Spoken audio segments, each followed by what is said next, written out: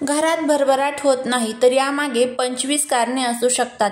प्रत्येक माणूस आपल्या आयुष्यात पुढे जाण्याचा प्रयत्न करतो. त्यासाठी तो संपूर्ण मेहनत आणि प्रामाणिकपणे आपले कार्य सुरू ठेवतो.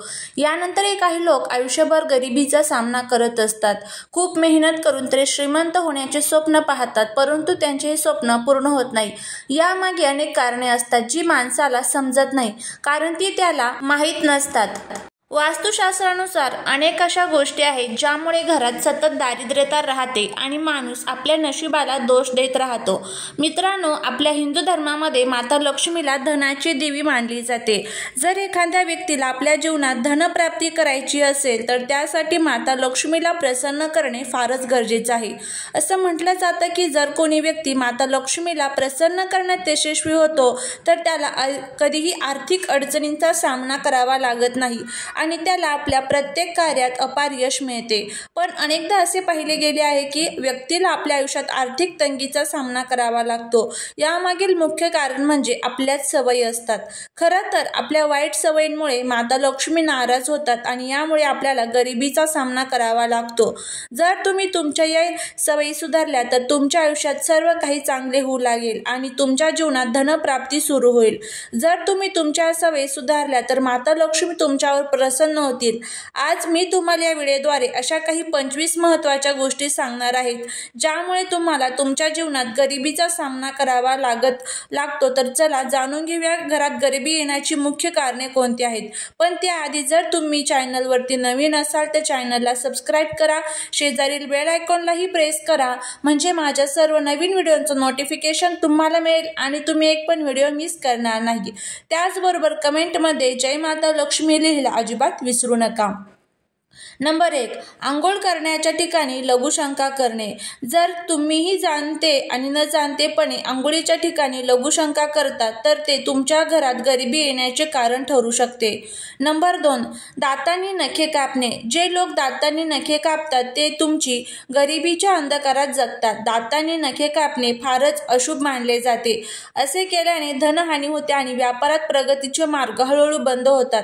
नखे नेहमी योग्य यंत्रानेच कापावीत आणि शुक्रवारचा दिवस नखे कापण्यासाठी सर्वात शुभ मानला जातो. नंबर 3. तुटलेल्या चपला घरात ठेवणे. असे मानले जाते की जर तुमच्या घरात तुटलेल्या चपला ठेवलेल्या असतील तर यामुळे गरिबी येते. त्यामुळे घरात तुटलेल्या चपला ठेवू नये. जर चपला घरात असतील तर त्यांना घराबाहेर काढावे. असे केल्यास लक्ष्मी नाराज होतात आणि घरात गरिबी येते. नंबर 4. स्मशानभूमीत मोठ्याने हसणे.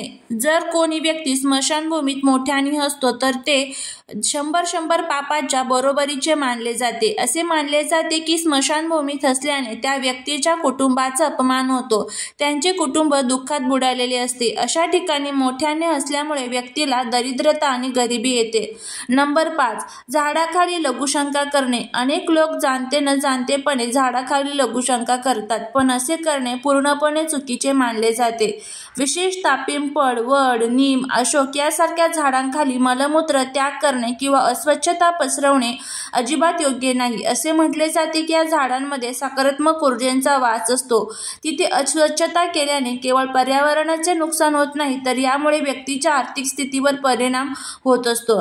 अशी मान्यता आहे की यामुळे व्यक्ती हळूहळू गरिबीच्या जाळ्यात अडकतो. त्यामुळे आपण या झाडांचा सन्मान करावा आणि त्यांची स्वच्छता राखावी. नंबर 6. डाव्या पायाने पॅन्ट घालणे.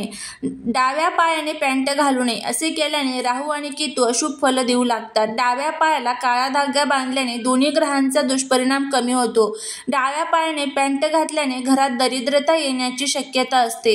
नंबर 7. घरात कचरा ठेवणे. घरात कचरा ठेवणे योग्य मानले जात नाही. असे मानले जाते की घरात अस्वच्छता असल्याने माता लक्ष्मी नाराज होतात आणि अशा घरात नेहमी आर्थिक अडचणी येत राहतात.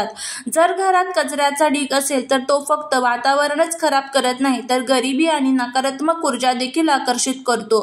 त्यामुळे घरात नेहमी स्वच्छता ठेवावी. विशेषतः सकाळच्या वेळी झाडू लावणे खूप शुभ मानले जाते. हे केवळ स्वच्छतेसाठीच चांगले नसून घरात सुख, समृद्धी आणि सकारात्मक ऊर्जा देखील आणते. नंबर 8. स्वयंपाकघराच्या जवळ लघुशंका करणे. मित्रांनो, स्वयंपाकघर हे अत्यंत पवित्र स्थान मानले जाते. त्यामुळे त्याच्याजवळ लघुशंका करू नये. असे मानले जाते की यामुळे घरात गरिबी येते. म्हणूनच स्वयंपाकघराच्या जवळ शौचालय बनवू नये. लघुशंका दूर करण्यासाठी वेगळ्या जागेची व्यवस्था करावी, जेणेकरून घरात गरिबी येण्याची शक्यता कमी होईल.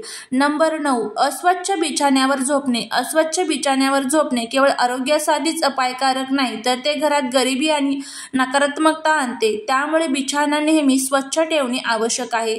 जर बिछाना अस्वच्छ असला तर वेळोवेळी तो स्वच्छ देखील केला गेला पाहिजे. तुम्ही बिछाण्याची चादर बदलू शकता आणि त्याऐवजी स्वच्छ आरामदायक चादर घालू शकता. असे केल्याने केवळ तुमचे आरोग्य चांगले राहील, तर घराचे वातावरण चांगले आणि आनंददायी राहील. नंबर 10. घरात कोळ्याचे जाळे असणे. घरात कोळ्याचे जाळे असणे ही उद्ध्वस्त होण्याची निशाणी मानली जाते. त्यामुळे घरात कोळ्याचे जाळे असू नये. घरातील कोळ्याची जाळी वेळोवेळी साफ करावी लागते. नंबर 11. नळातून पाणी गळणे. जर तुमच्या घरात गरिबी किंवा आर्थिक तंगी असेल तर त्यामागचे कारण नळातून पाणी गळणे असू शकते. असे म्हटले जाते की ज्या घरात नळातून पाणी गळते तिथे संपत्ती टिकत नाही. जर तुमच्या घरातही नळ गळत असेल तर तो त्वरित दुरुस्त करा. नळ नेहमी व्यवस्थित बंद करा आणि तो अर्धा किंवा सैल सोडण्याची चूक करू नका. अशा छोट्या गोष्टींकडे लक्ष दिल्याने केवळ पाण्याची नासाडी थांबेलच नाही, तर घरात सकारात्मक ऊर्जा आणि समृद्धीही राहील. नंबर 12. वासना आणि रागाने भरलेले असणे. जो व्यक्ती नेहमी वासना आणि रागाने भरलेला असतो त्याच्या आयुष्यात प्रगती हळूहळू थांबते. नेहमी वासनांमध्ये अडकलेल्याचे लक्ष कामात लागत नाही. यामुळे घराची आर्थिक स्थिती बिघडते. जो व्यक्ती रागीट असतो त्याला नेहमी काम मिळण्याची शक्यता कमी होते. त्यामुळे तो व्यक्ती हळूहळू गरीब होतो. नंबर 13. महिलांनी बसूनच केस बांधावे. शास्त्रानुसार महिलांनी केस नेहमी बसूनच बांधावेत. उभे राहून केस बांधणे अशुभ मानले जाते आणि असे केल्याने घरात गरिबी आणि दरिद्रता येण्याची शक्यता वाढते. त्यामुळे महिलांनी नेहमी शांत मनाने आणि बसूनच केस बांधावेत. हे केवळ शुभच असते, तर घरात सुख, समृद्धी आणि सकारात्मकता टिकवून ठेवण्यास मदत करते. नंबर 14. घरात पूजा न करणे. ज्या घरात पूजा केली जात नाही त्या घरात गरिबी येते. अशा अनेक घरांचे उदाहरण आहे जिथे पूजा केली जात नाही आणि त्यामुळे त्यांची परिस्थिती बिघडते. अशा घरांमध्ये नकारात्मक ऊर्जा वास करते आणि त्यामुळे कोणतेही काम यशस्वी होत नाही. तुम्हीही जर घरात पूजा करत नसाल तर तुम्ही पूजा केली पाहिजे. हे खूपच महत्त्वाचे आहे. तुम्ही कोणत्याही देवाची पूजा करता याने काही फरक पडत नाही, पण पूजा केलीच पाहिजे. नंबर 15. संध्याकाळी झोपणे. संध्याकाळी झोपणे अशुभ मानले जाते. असे म्हटले जाते की यावेळी घरात दिवा लावल्याने आणि जागरण केल्याने माता लक्ष्मी प्रसन्न होतात. असे म्हणतात की संध्याकाळी माता लक्ष्मी प्रत्येक घरात एकदा तरी येतात. जर यावेळी कोणी झोपलेली सापडली तर माता लक्ष्मी नाराज होतात. याची काळजी हळूहळू घरात गरिबी आणि अशांतता जाणवते.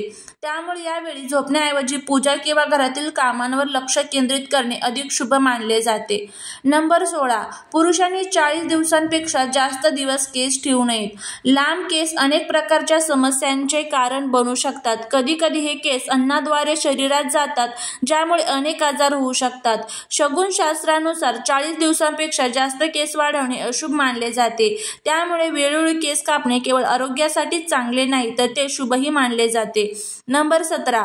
उलट झोपणे. मित्रांनो, अनेक लोक उलट झोपतात, आराम मानतात, पण त्यांना ते माहीत असेलच की ह्या सवयी चांगल्या आरोग्यासाठी नाहीयेत. या आरोग्यासाठी हानिकारक ठरू शकतात. त्याचबरोबर नंबर 18. रात्री पाणी उघडे ठेवणे. मित्रांनो, रात्रीच्या वेळी पिण्यासाठीचे पाणी उघडे ठेवणे योग्य नाही.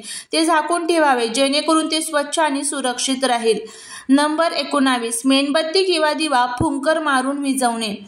मित्रांनो, तुम्ही कधीच वडीलधाऱ्यांकडून ऐकले असेलच की मेणबत्ती, अगरबत्ती किंवा दिवा फुंकर मारून विझवू नये. असे करणे अशुभ मानले जाते. नंबर 20. खोटी शपथ घेणे. मित्रांनो, खोटी वचने किंवा खोटी शपथ घेतल्याने व्यक्तीच्या जीवनात अडचणी येत असतात. हे सवय जीवनात अशांतता आणि समस्या निर्माण करू शकतात. नंबर 21. रात्री झाडू लावणे. मित्रांनो, रात्रीच्या वेळी झाडू लावणे अनुचित मानले जाते. असे केल्याने घरातील समृद्धी आणि सुखशांती नष्ट होते. नंबर 22, लसूण कांद्याची साल जाळणे. मित्रांनो, काही महिला लसूण आणि कांद्याची साळे चुलीमध्ये जाळून नष्ट करतात, पण असे करणे योग्य नाही. यामुळे घरात अन्नाची बरकत कमी होते. नंबर 23, साधू आणि फकीर यांचा अपमान करणे. जर तुमच्या घरी कोणी साधू किंवा फकीर आले असतील तर त्यांना कधीही अपमान करू नये. असे मानले जाते की यामुळे तुमच्या घरात गरिबी येते. साधू आणि फकीर यांना काहीतरी दान द्यावे, काही दिल्याशिवाय त्यांना घराबाहेर पाठवू नये. असे मानले जाते की कधी कधी एखाद्या सिद्ध साधू जर तुमच्या घरात आला आणि तुम्ही त्यांचा अपमान केला तर त्याचे शाप तुमच्यावर लागू शकतात आणि घरात गरिबी येऊ शकते. नंबर 24, चादरीपेक्षा जास्त पाय पसरवणे. जुन्या काळात लोक म्हणायचे, पाय तितकेच पसरावे जितकी लांब चादर आहे, म्हणजेच खर्चही तितकाच करावा जितकी तुमची कमाई आहे. जर तुम्ही तुमच्या उत्पन्नापेक्षा जास्त खर्च केला तर ते तुम्हाला हळूहळू गरिबीकडे घेऊन जाईल. यामुळे व्यक्तीवर कर्जाचा भार वाढू लागतो आणि शेवटी तो कायमचा गरीब होऊ शकतो. यामुळे खर्च तुमच्या उत्पन्नाच्या मर्यादेतच ठेवा, जेणेकरून आर्थिक तंगी आणि समस्यांपासून बचाव होईल. नंबर 25, पालकांचा अपमान करणे. एक चांगला माणूस कधीही आपल्या पालकांचा अपमान करत नाही. जर तुम्हीही तुमच्या पालकांचा अपमान करत असाल तर यामुळे तुमच्या घरात गरिबी येऊ शकते. शक्य तितके तुमच्या पालकांचा आदर करा. मित्रांनो, ही सर्व माहिती लोकांच्या हिताचा विचार करून दिली जात आहे. जर तुम्हाला हा व्हिडिओ आवडला असेल तर नक्कीच चॅनलला सबस्क्राईब करा. त्याचबरोबर कमेंटमध्ये श्री स्वामी समर्थ लिहायला अजिबात विसरू नका. भेटूया पुढच्या एका छानशा नवीन व्हिडिओसोबत, एका नवीन माहितीसोबत. श्री स्वामी समर्थ.